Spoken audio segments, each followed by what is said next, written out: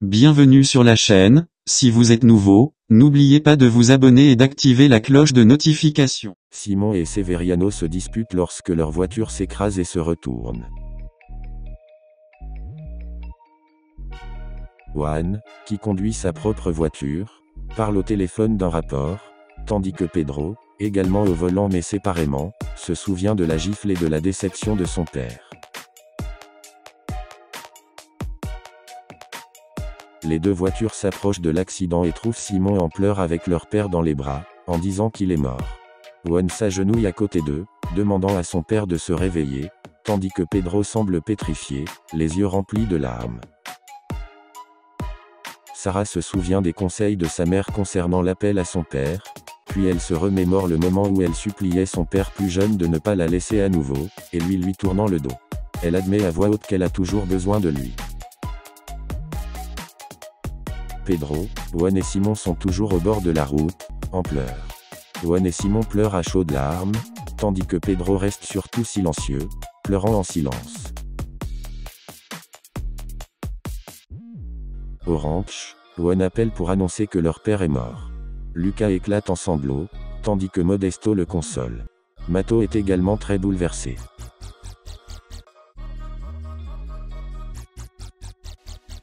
Aux funérailles, Juan et Pedro portent l'urne de leur père jusqu'à l'autel. Lucas se remémore un moment du passé où son père lui disait qu'il était sûr qu'il ferait un excellent vétérinaire. Mato se souvient de la fierté de son père lorsqu'il avait réussi à réparer sa moto, au point que son père lui ait offert la moto. Pedro se souvient d'une conversation au bureau, son père reconnaissant ses compétences en affaires et le nommant nouvel administrateur car il lui fait confiance. Alors qu'il se serre dans les bras, on voit le premier sourire sincère de Pedro.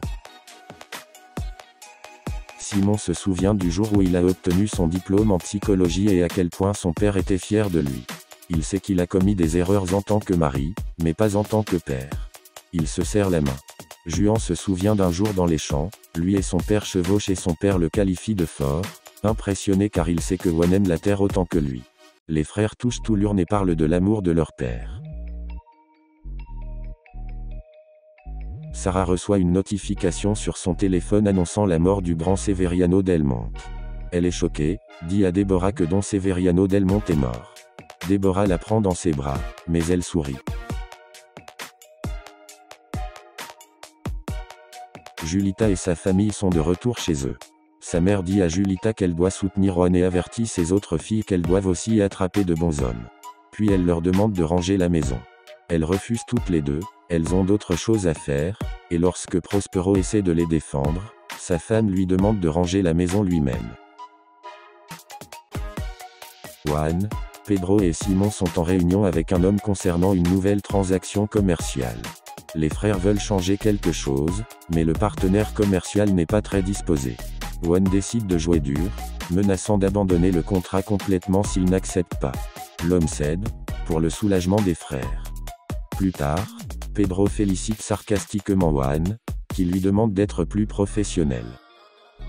Puis il court pour rattraper les gars de la réunion, voulant leur faire une proposition commerciale en privé.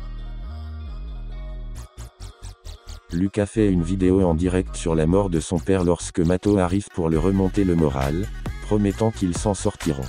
Il l'invite à faire un tour ensemble. Pedro rentre à la maison pour discuter avec son meilleur ami, Diego, et son fils.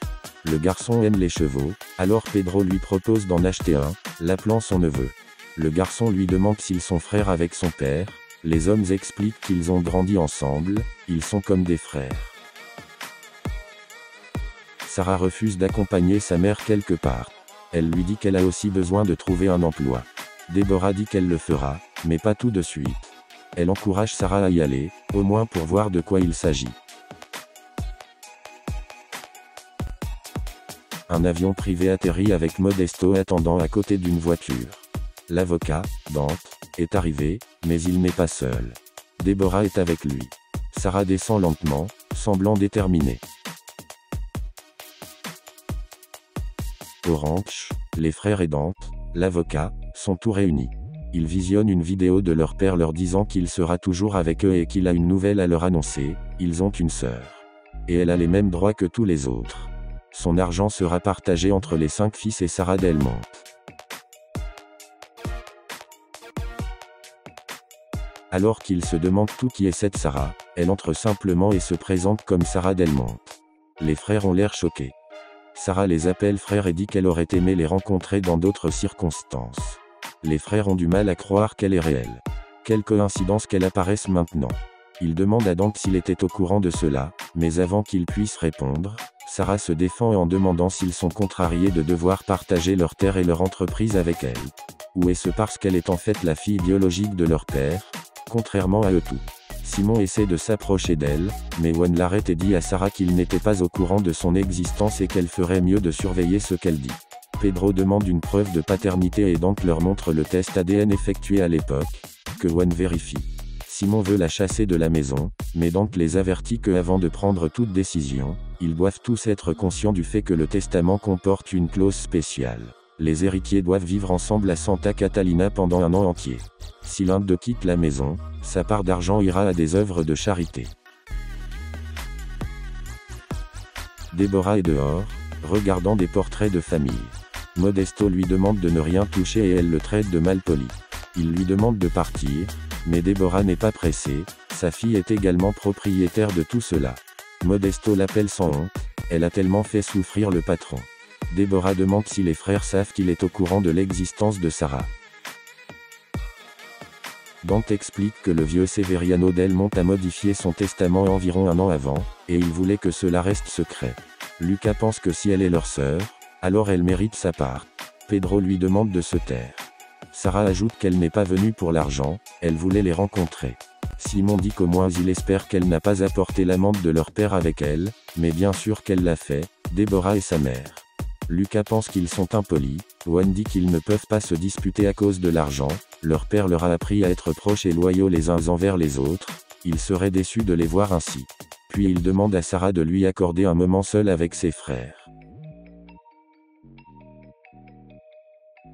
Chez Julita, sa mère a embauché une femme comme assistante personnelle à domicile. Prospero ne comprend pas, ses filles ont l'air amusées. Plus tard, dans leur chambre, Prospero essaie de flirter avec sa femme, mais elle le rejette, elle se masse le visage avec une crème chère. Sarah marche nerveusement, disant à sa mère qu'elle veut partir. Elle n'aurait jamais imaginé qu'il réagirait ainsi. Deborah pense qu'elle mérite son argent, et ce n'est pas le moment d'être fière. Julita arrive, pensant qu'ils sont simplement des visiteurs. Ils se présentent.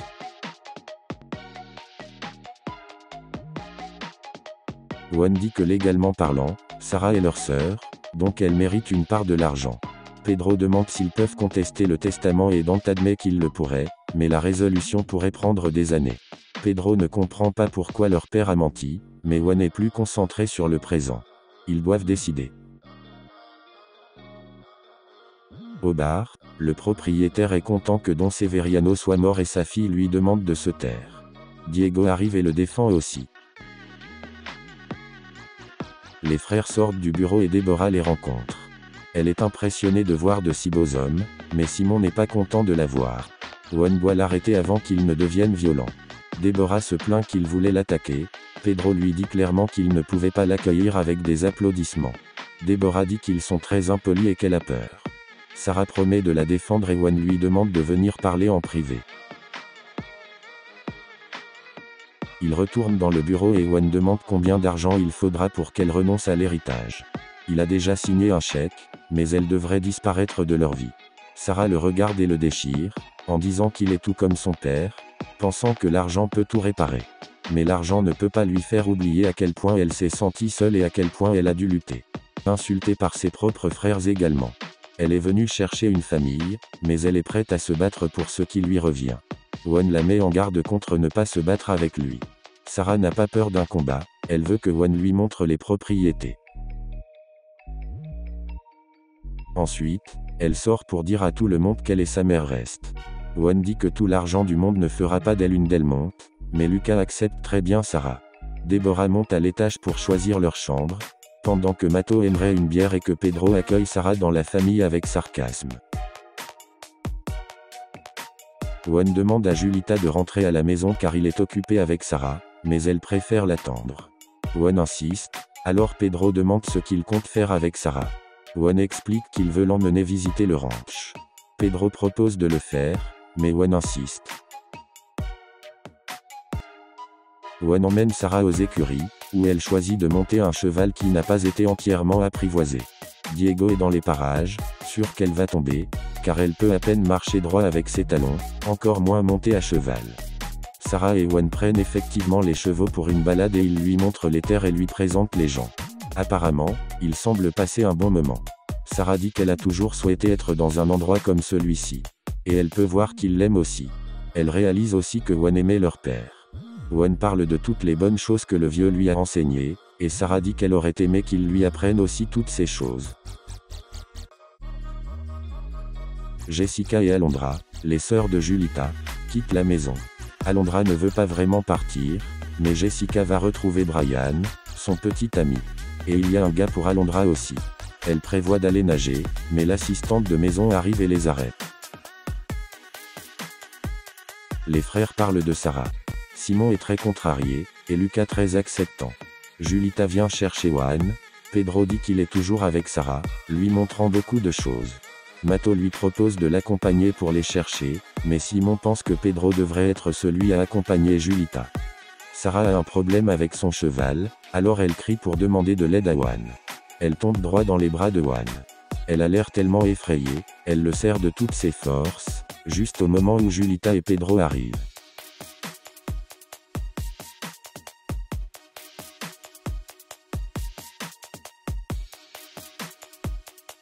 Si vous avez aimé la vidéo, n'hésitez pas à cliquer sur j'aime, et partager.